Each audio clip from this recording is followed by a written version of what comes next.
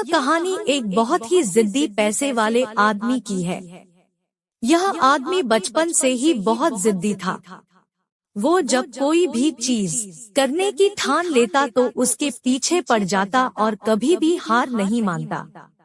इसी स्वभाव के चलते 50 की उम्र तक आते आते उसने कई कंपनियां खोल दी थी और अब वह शहर का सबसे बड़ा उद्योगपति बन चुका था। उसकी कंपनियों में हजारों लोग काम करते थे। यह उद्योगपति एक दिन अपनी गाड़ी में सफर कर रहा था। ड्राइवर ने उस दिन गाड़ी में कोई गाना बजाने की बजाय एक सत्संग चला दिया।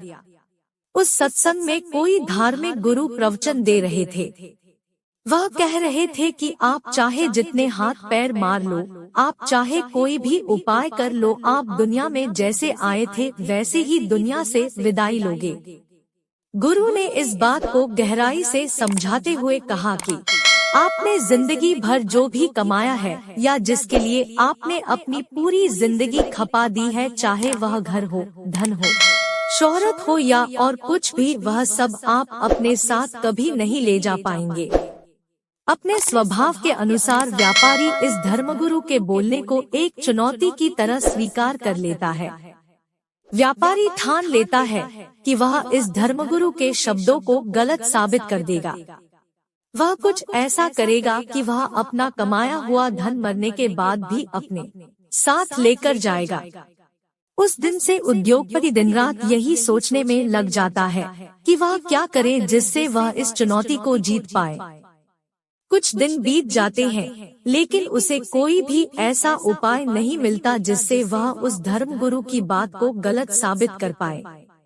काफी सोचने समझने के बाद वो तय करता है कि वह अकेला ज्यादा नहीं सोच पाएगा, इसलिए उन सभी लोगों के दिमाग का इस्तेमाल करना सही होगा जो उसकी कंपनियों में काम करते हैं।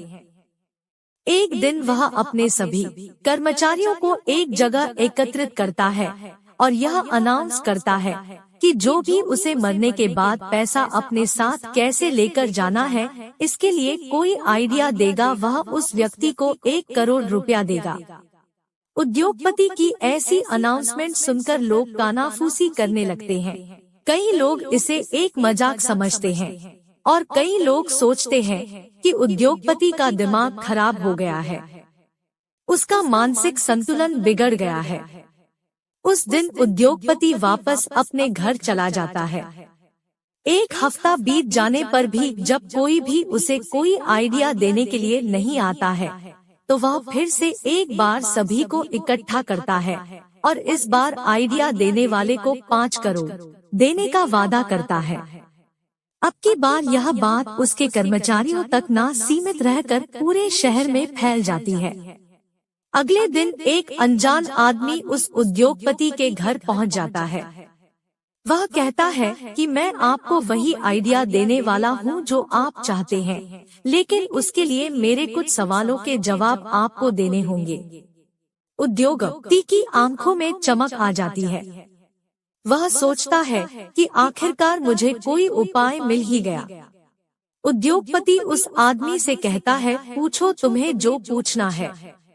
आदमी उद्योगपति से पूछता है, क्या आप कभी अमेरिका गए हैं? उद्योगपति कहता है, हाँ, कई बार।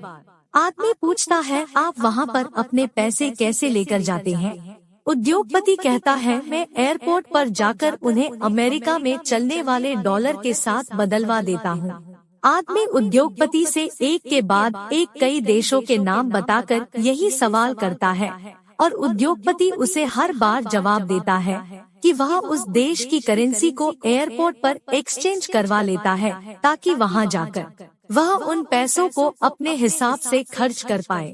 बार बार एक तरह का सवाल सुनकर उद्योगपति चीर जाता है और वह उस आदमी से कहता है कि तुम ऐसी बेवकूफों जैसी बातें क्यों कर रहे हो?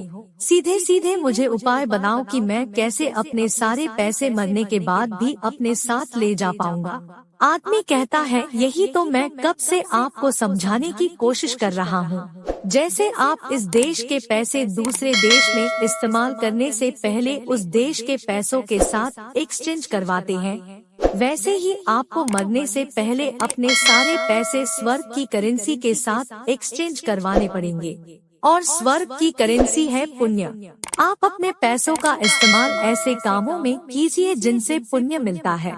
बस यही एक तरीका है जिससे आप अपना कमाया सारा धन अपने साथ मरने के बाद भी ले जा सकते हैं।